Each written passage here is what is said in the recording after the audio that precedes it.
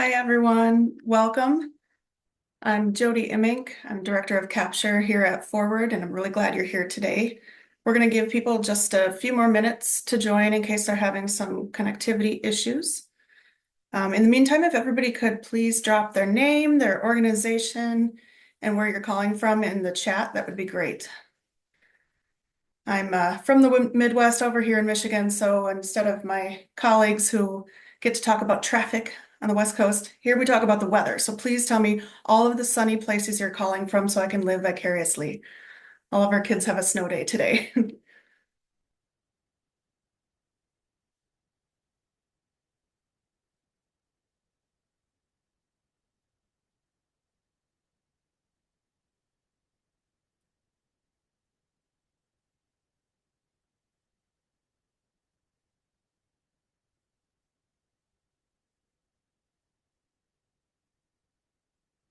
So again, please drop your name, your organization, where you're calling from in the chat.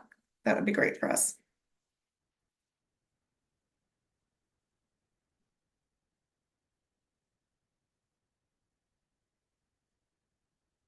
Chat has been fixed. Thanks for your feedback.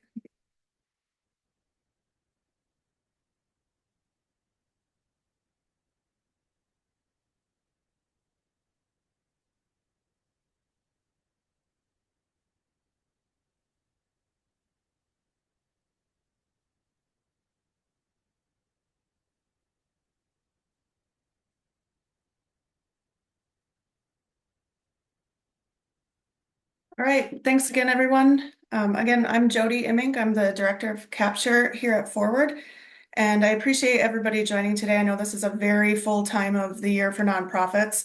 Everybody's got their reporting deadlines, their fundraising pushes, holiday demands, and I know your teams are already stretched super thin. So the fact that you've carved out this time says a lot about your commitment and your mission in your communities. So a little bit about me and why I'm here.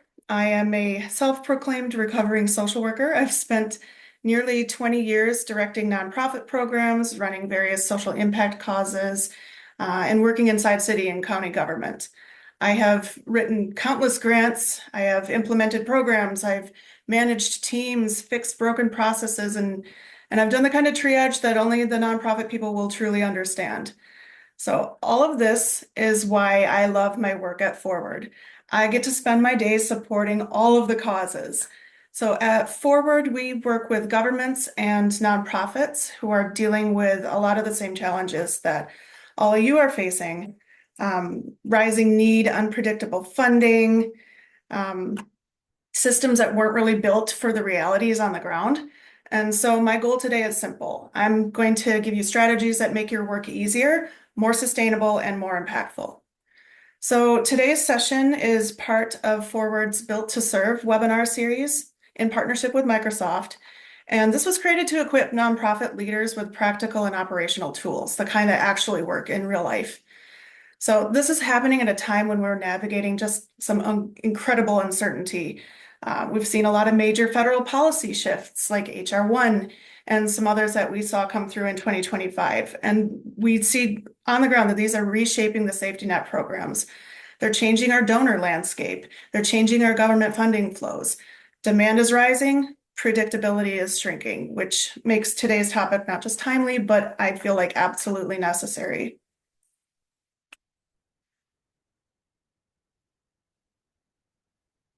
So here's where we're headed today. Our conversations are going to be educational, tactical, and deeply grounded in the nonprofit realities. We're going to end with resources that you can actually use immediately and an invitation to get personalized support if you need it. So before we go into today's topic deeper, I want to share a little bit about who Forward is and why our work aligns so closely with all the things that I personally care about as well. If any of you know me, you know I love getting a little bit nerdy with data and technology. I'm what some might call an early adopter. And I love using technology to do all of the repetitive, boring, non-dopamine hitting tasks so that people are really freed up to do their genius work. And I know nonprofits don't need any more busy work. You need time for more of your own genius work. And that's the relationship building, that's the resource connecting. You are the ones that are experts at what your community can actually do for someone in crisis when they walk in that door or when they call you. And I feel like technology should make that admin load lighter and not heavier. And that's exactly why Forward exists. We are a mission-driven technology and services partner that helps governments and workforce agencies and nonprofits and philanthropic organizations deliver programs more effectively, more equitably, and with greater impact. And all of that is intended to reduce that operational drag that burns teams out. So we do this by giving organizations tools that take on those mundane tasks so that your staff can actually breathe again. And that includes our automated workflows and communications, referral tracking, real-time reporting. We'll get into all of this later as well.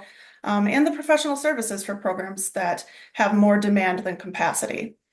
So Forward's work spans housing, food supports, baby bonds programs, small business support programs. Across all of that, our North Star is simple. Technology should make your life easier so you can do what you do best. Your people can do what they do best. I've seen firsthand in my nearly 20 years of working with nonprofits and government how the wrong systems can really slow an organization down. Like in 2020, my local housing agency went from an $800,000 budget to $8 million in ARPA funds that they had to get all that rental assistance out the door into the hands of people being literally evicted during a pandemic. All of that with the same 5 staff and their ancient HMIS system and piles of paperwork all over poor Becky's desk. But I've also seen how the right tools can completely transform capacity, impact, and morale. And that's the lens I'm bringing to our conversation today, not technology for technology's sake, but technology as an enabler of human brilliance. So nonprofits in 2025 are navigating one of the most volatile operational environments in the past decade. And I know you guys feel this. Demand is up, funding is unpredictable, staff are overwhelmed.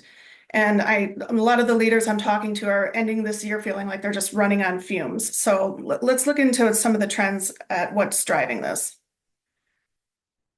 So I want to talk about the policy backdrop that we're all operating in right now because it's really shaping the demand in very real ways on our nonprofit partners. So the recent legislation, including HR 1, along with a lot of broader 2025 administrative changes, is shifting how the safety net programs are functioning. We're seeing things that are restricting access to these core supports like Medicaid, SNAP, other social service programs. And for a lot of our households, these are the ones that are there to prevent a crisis from turning into the catastrophe. A lot of our households are just $400 away from an unplanned car breakdown from moving into homelessness. So what does that mean for our nonprofits on the ground? When those supports shrink or eligibility tightens, we know that it's the nonprofits and the philanthropy that become that de facto safety net. At the same time, we've seen some changes to charitable deduction rules that might reduce giving from our high-income donors. And for a lot of the organizations that I see, that's not just a budget line, is what keeps the light on and the programs running. So we've seen this pattern before whenever the public sector pulls back, the nonprofit sector always steps forward. And often they're doing this without additional resources or capacity. And we know that's not sustainable for organizations unless they have a strong operational foundation.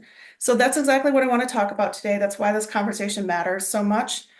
These policies aren't abstract. They translate directly into wait lists, caseloads, fundraising pressure. So strengthening your operational readiness isn't just best practice.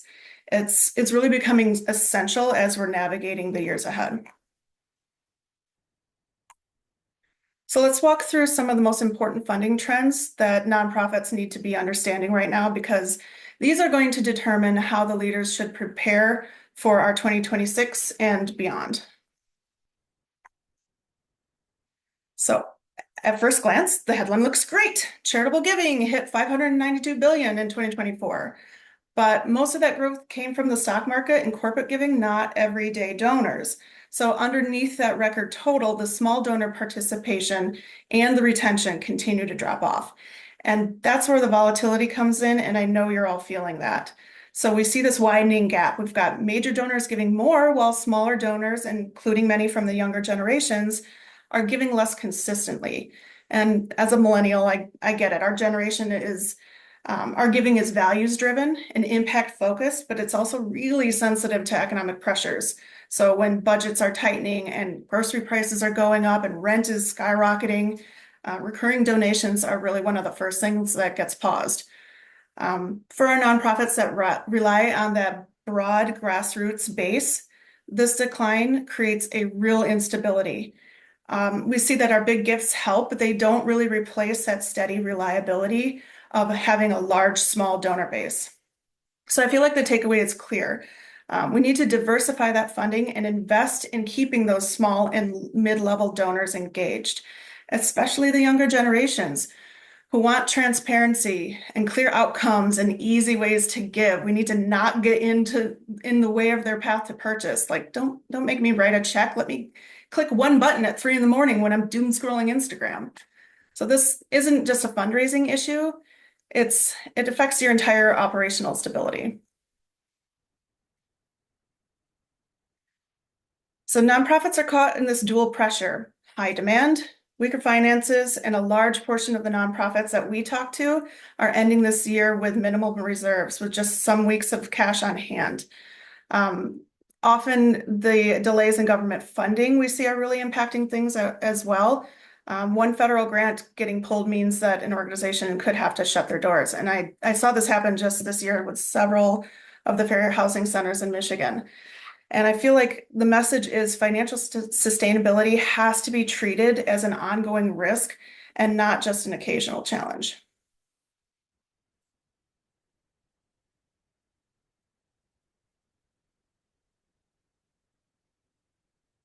Okay, another major shift we're seeing is in our donor expectations. Whether it's institutional funders, major philanthropists, or even values-driven young donors, the pattern is the same. We want transparency and outcomes, not just good intentions. So anecdotes and annual summaries, while they're still meaningful, are really not enough on their own. And also, I don't want to get things in the mail. So what we found from our donors, increasingly, they are expecting real-time reporting, outcome data, clear visibility in how the funds are being used, clarity about the long-term strategy, not just the short-term activity. We're also seeing more multi-year commitments. We're seeing more donor-advised funds and more structured giving vehicles. And all of those things require stronger data and infrastructure from the nonprofits.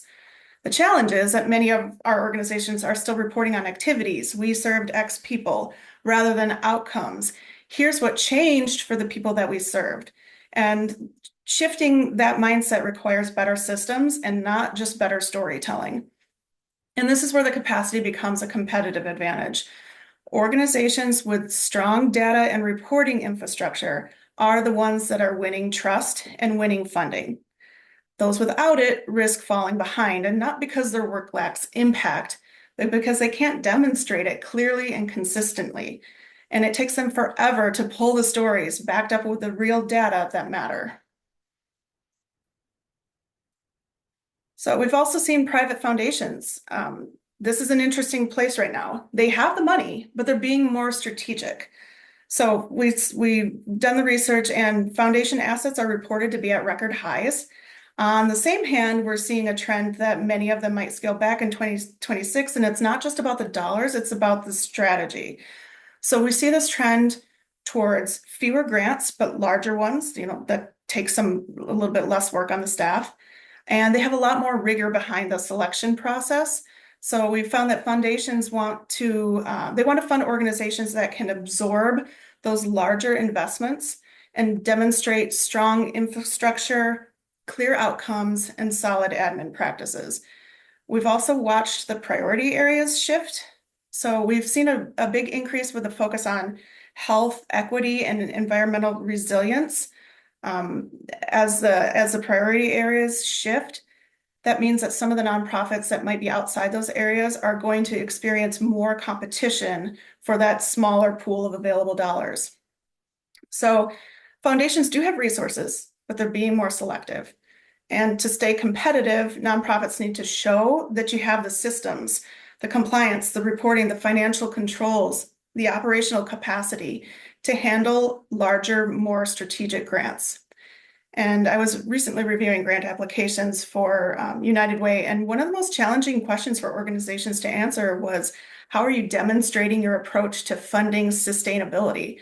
And I know it's really hard to answer at this time. So it isn't about being perfect. It's about being prepared, transparent, and able to demonstrate that you can deliver that impact at scale. So all of these trends point to one truth. The nonprofits that thrive are the ones that build operational muscle. It's not just program excellence. And that leads to our next section here. So when funding is volatile and demand spikes due to policy changes or economic pressure or global pandemics, operational strain becomes visible really quickly. It's the operations, it's not the program quality that determines whether your organization can keep up. It's not how you do it. It's the how you do it, not the why.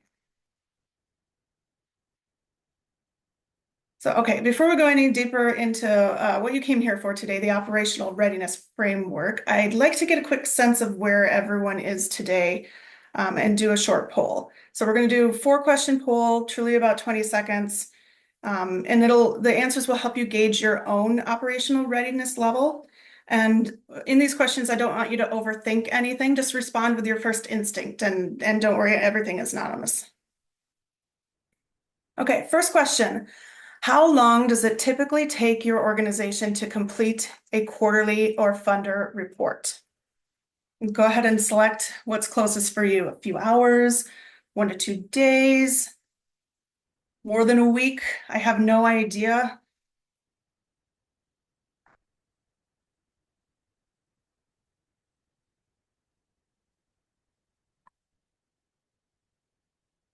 How long does it take to typically complete a quarterly or funder report? All right, sometimes a week. This alone often tells us where an organization is, where you're operating at the foundational or the developing stage, because reporting really shouldn't feel like a fire drill every single quarter, and it shouldn't be taking up the bulk of your time. So let's do the second question. How many different systems or spreadsheets hold your critical program or client data? How many spreadsheets do you have going on? 1 to 2, 3 to 5, 6 to 10, 10 plus, I don't know. There's a pile of them in the drive.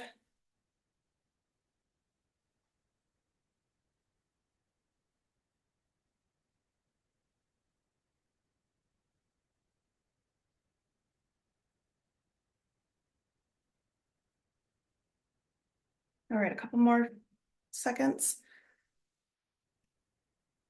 Yep, I think that's pretty common. We see a lot in the 3 to 5 range, but we see a big pile in the 10 plus. And what we find is when data is scattered all over the place, your team spends a lot of time hunting instead of helping. So this is a really big indicator of operational strain and one we can definitely relate to. So let's do the third question.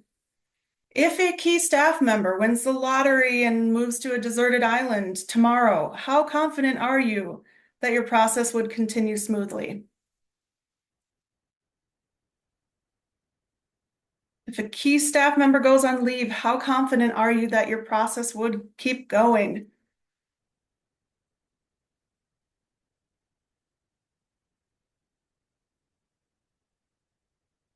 Yep, I think this is pretty common.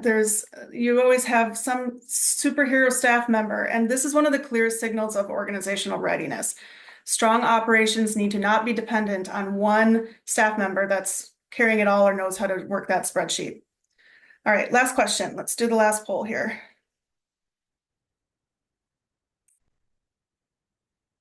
How often does your team enter the same data into multiple places? Oh, just wait a minute to get the poll up.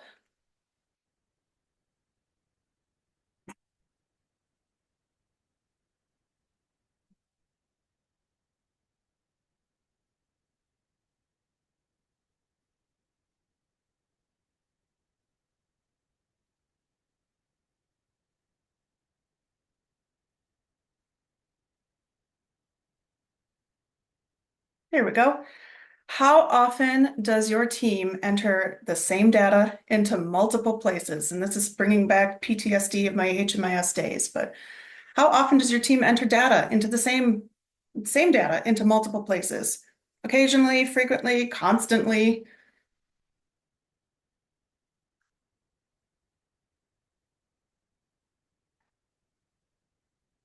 This is also really common. Duplicate data entry, one of the most common and most fixable sources of burnout.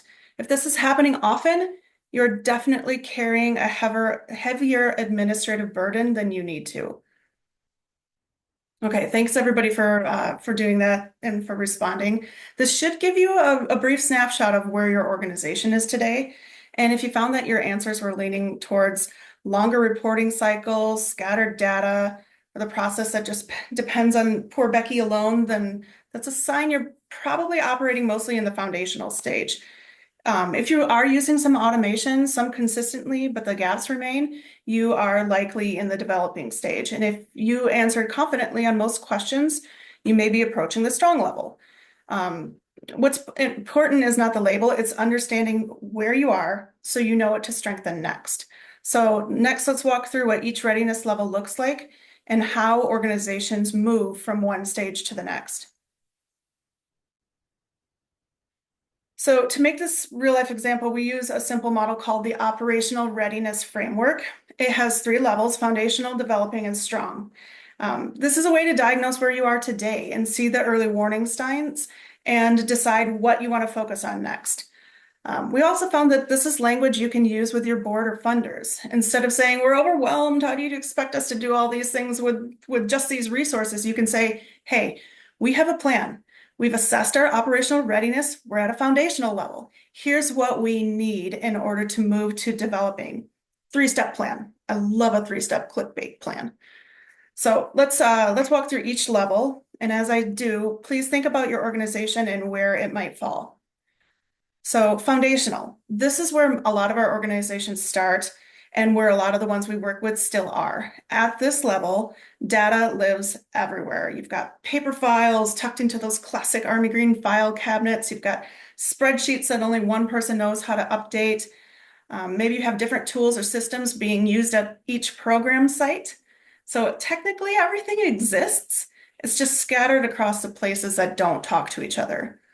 And reporting is a super heavy lift. 1 or 2 people are going to spend days pulling together numbers manually from all over the place. And what we found is the risks are really clear here.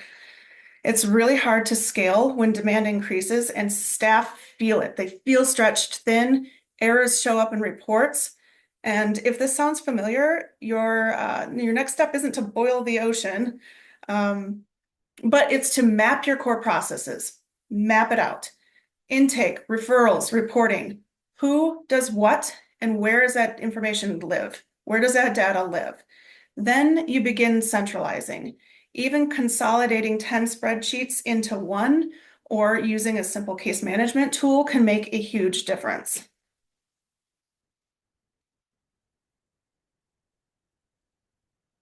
So at the developing level, you've made some progress. You might have moved to an online intake form. You might have bought a case management system, or you might have standardized some of your reports.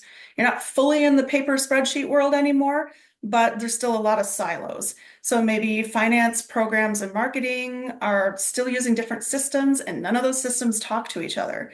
So you're going to see some improvements here, but when the big reporting or the big audit comes around, your team is still going to feel all of that and still feel stretched. So what we recommend at this stage is that your work is more about standardization and integration. Make things consistent and connect what you can. Get everyone to use the same steps for core tasks so you're not reinventing the wheel in every program. And look for ways to link your systems so information flows instead of being typed in multiple times.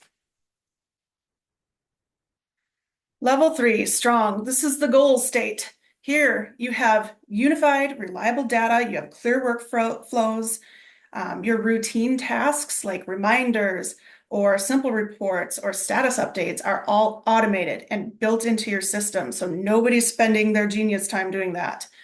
Our leadership and our funders are going to be able to see that very real time or very current public facing dashboard. They're going to be able to see it right there. It flows, the information flows. They're going to be able to look at the service volume. They're going to be able to look at the outcomes, the key indicators. They can see that what's in it for me and my community right there on your homepage. And this level of readiness lets you scale programs. It lets you respond quickly to new funding opportunities, new influx of things, and it helps you adapt when things change without breaking your team. So if you're already close to strong in some of these areas, here's where you can focus on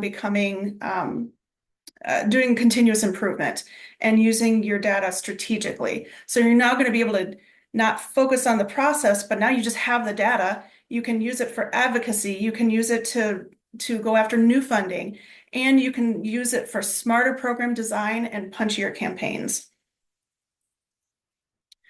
So I've had conversations with a lot of nonprofits across the country, and we see very consistent themes.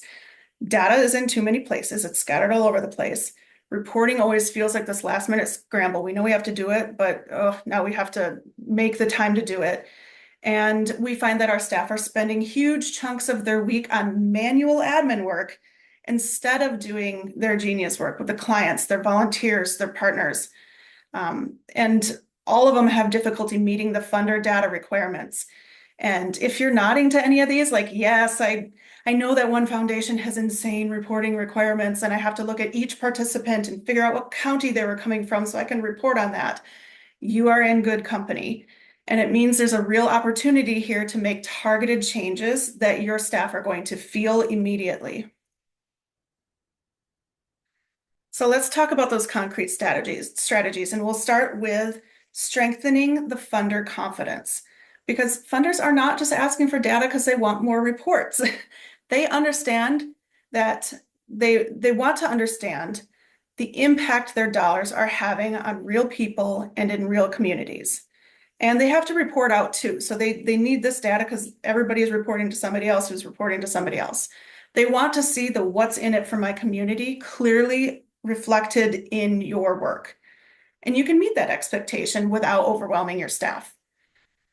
So instead of trying to measure everything, we would recommend focusing on a handful of metrics that clearly show who you're reaching, what's being changed because of your work, and how their investment is moving the community forward. So this could be as simple as a small dashboard highlighting progress towards your key goals, or using a single system where program data is captured consistently. So when you can quickly show why your work matters, the story behind the numbers, and quickly access all of that, it builds trust and it strengthens those key relationships and helps your funders really see the return on their investment. And it reduces the scramble for your team because the information is already organized and accessible. The second strategy, free up that staff time through smart automation. Start with intake, get out of the paper forms. Digital forms, especially the ones that the client could fill out themselves, that feed directly into your reporting system, can save hours of data entry and cut down on errors. So I want you to take a look at your routine communications, your appointment reminders, your follow-up emails, your standard updates. A lot of those can be completed automatically with tools that your team might already have access to. And I would encourage you to ask the AI, tell it, hey, these are the systems I have. Do any of these have easy automations that I don't even know about? And then look at your reporting. If you are generating the same report every month, every quarter, invest time in creating a template or dashboard that pulls that data automatically instead of rebuilding it from scratch every time. This also creates some good redundancy if somebody's out. So every hour you save with automation, which I love, is an hour that you can go put back into your strategy work. Okay, I want to show you a real world example from one of our Workforce Development Council partners. Like many of you, WDC they were experiencing a lot of program growth, and they had a huge increase in applicants, and they had a huge demand for their services, but their operations were still very manual. So before Forward, their intake was happening across multiple forms, multiple systems. Staff were spending hours reviewing applications, pulling them through email threads, shared drives. The communication with their applicants was really inconsistent because it depended on the staff availability. And referrals to their partners often happened offline, which made it really difficult to track outcomes. So the reporting was taking weeks. They were pulling manual data from Excel, email, PDFs. And this put a lot of pressure on their staff, and it slowed down their service delivery. So after they implemented Forward, the intake became fully digital and key mobile friendly. So eligibility for programs moved into standardized workflows, communications were automated and traceable. They could text directly from within the platform and not use their personal cell phones, and referrals were being logged, follow-up was being automated, and the reporting became real time, so their leadership could see dashboards, enrollment, outcomes, geography at any time. So we found the result of this. This was a lot less administrative burden for WDC. They were doing faster processing, they had more transparency, and ultimately it was a better experience for the job seekers and the program staff. And that's exactly what it looks like to move from that foundational to developing to strong levels. Okay, to make all of this more concrete, I want to walk you through a short demo of a workflow mockup that we designed for workforce programs, including the Workforce Development Council example I was just referencing.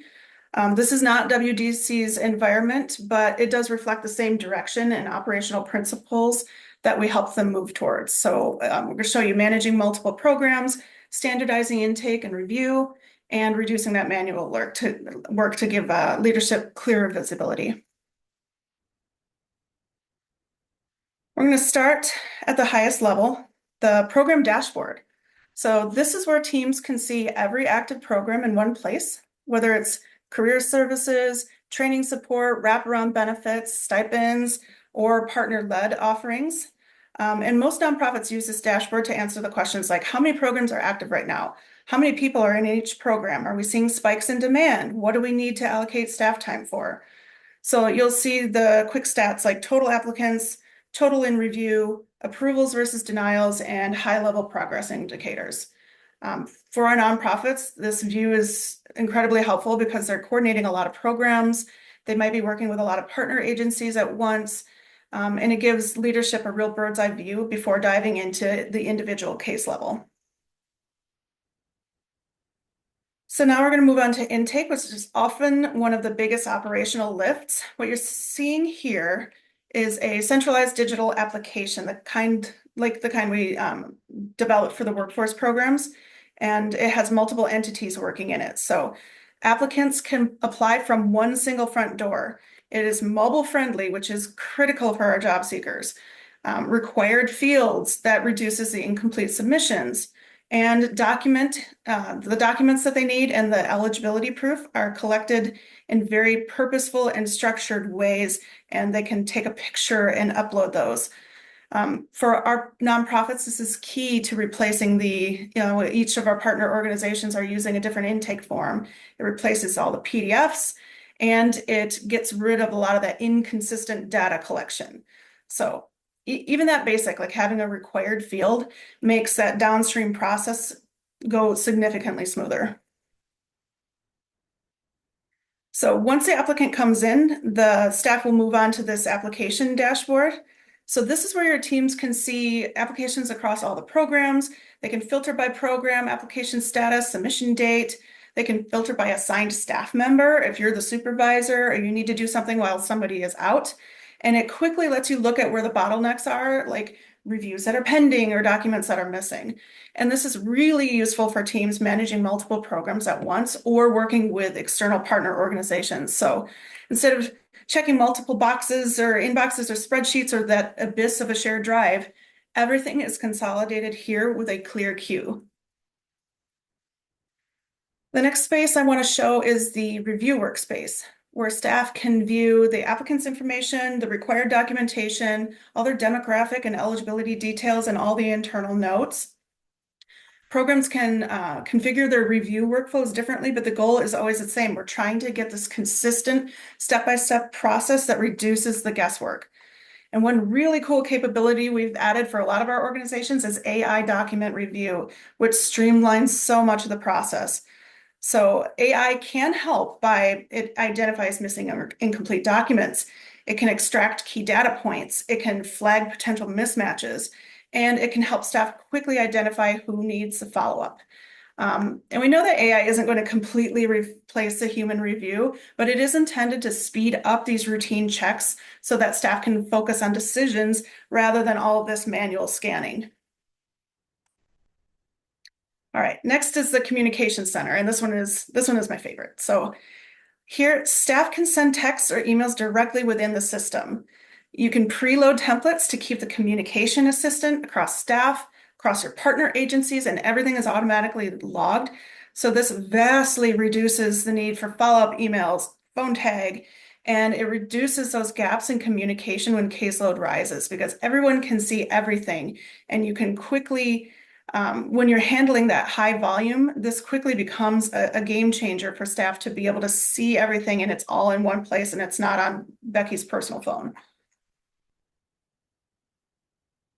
So referrals, many nonprofit programs we work with, they have multiple organizations. All of our funders want to see collaboration. So this is a common thing and what we've built to solve. So training organizations, community colleges, support service partners, all the handoffs can easily fall through the cracks or it happens offline completely. So the referral tracking feature allows teams to create the referrals in the platform, assign them to different partners, and track when they're completed, track when they're pending, and it allows to monitor the follow-up, and all that follow-up takes place in the platform too. So this kind of visibility is something our partners like WDC have told us is incredibly valuable because they are coordinating with partners across multiple networks. It's all part of one ecosystem. So finally, here's the reporting dashboard, and this brings everything together. So you can see real-time updates for total applicants, eligibility outcomes, demographics, referral process, performance trends. Before moving to a more centralized approach, our boards like WDC were often pulling this data manually from spreadsheets and emails and their partner reports. So even a partial centralization of this kind of data can boost leadership confidence and speed up your reporting and simplify the compliance work. So again, we just walked through this mock-up workflow that was modeled on what we built for workforce boards and nonprofit networks.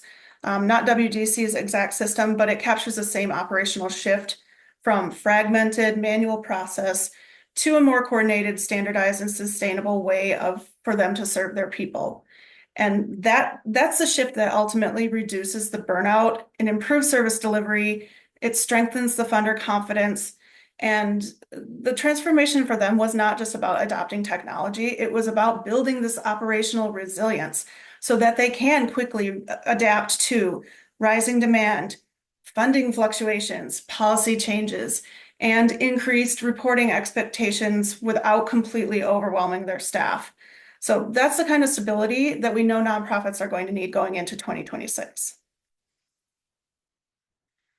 All right, let's recap the core messages from today. First, operational strength is mission protection. It is not intended to be extra overhead. It is what keeps your programs running and your people supported when things get uncertain. Second, knowing whether you're at the foundational, developing, or strong level gives you a realistic starting point. It helps you focus your energy where it's going to make the biggest difference for you and your staff and the people that you're serving. Third, you don't need a full-scale overhaul to see the progress. Small targeted improvements like digitizing one process, automating one report, aligning one workflow, even that is going to reduce that burnout and free up staff capacity. And finally, good data with light automation will make your impact easier to see, and it builds trust with the people who support your work. Whew, that was a lot of ground covered.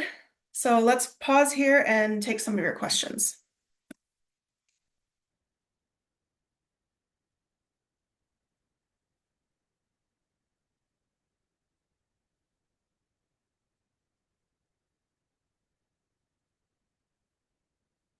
Okay, good. Here's one.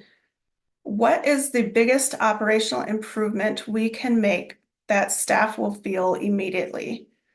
Okay, first thing you can do to have your staff feel it right away is digitizing that intake, hands down. So this is one of the fastest ways you can take that pressure off your staff because it takes the administrative work off your team and gives the clients an easier path. So we see this in almost every other part of our lives. When you check in for a flight, you're entering in your own information. When you're filling out medical forms, you are typing your history before you see the doctor. And when you shop online, you are entering in your own address and payment details. So people are really used to filling out their own forms and doing it accurately because the digital experience is intended to guide them through it. And we find that the same behavior holds true for nonprofits. So when they digitize intake, this immediately is reducing chasing incomplete applications, re-entering information from PDFs or paper, and it reduces their need to constantly follow up for missing documents. So that is one way that staff will feel this right away, and your clients will get a better experience too. And before anybody asks the next one, the follow-up is always like, what do we do about clients who aren't tech savvy?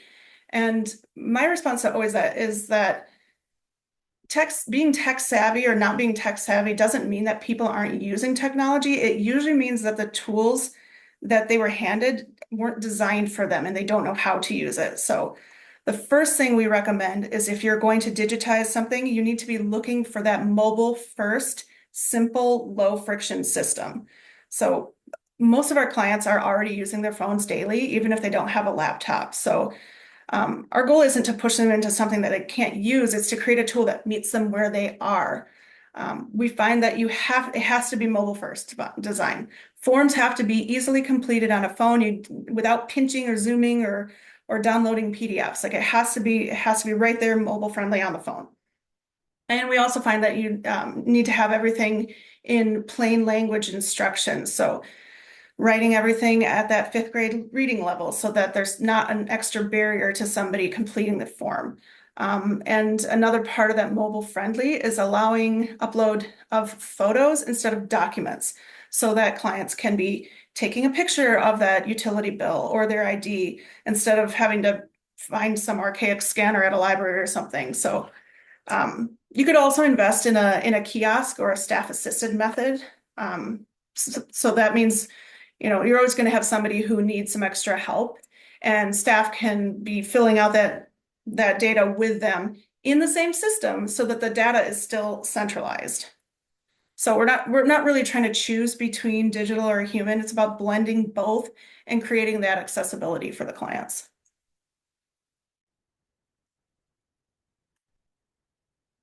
Okay, any questions that we didn't get to live, we will follow up in an email after today's session. So I just want to thank everybody again for spending time with us today, especially during such a busy season for nonprofits. We know and appreciate the work that you're doing every day to support your communities. We have lived it, and we appreciate you. So just a reminder, you will be receiving a full recording of today's session, a copy of the slide deck, our operational readiness toolkit, and you'll get that short demo clip showing the WDC workflows that we walked through. And our hope is that you'll be able to use these resources to support your end of year planning, your 2026 strategy conversations, and whatever staff development you want to be focusing on for the next year. So if today's content resonated and you'd like help applying your framework and walking through it with your organization, we would invite you to schedule a complimentary operational readiness consultation with our team. And we meet you where you are, whether you're foundational, developing, or strong, and we'll help you outline those next operational improvements, just those few little things that you can do that'll help reduce the strain and increase the impact for your work.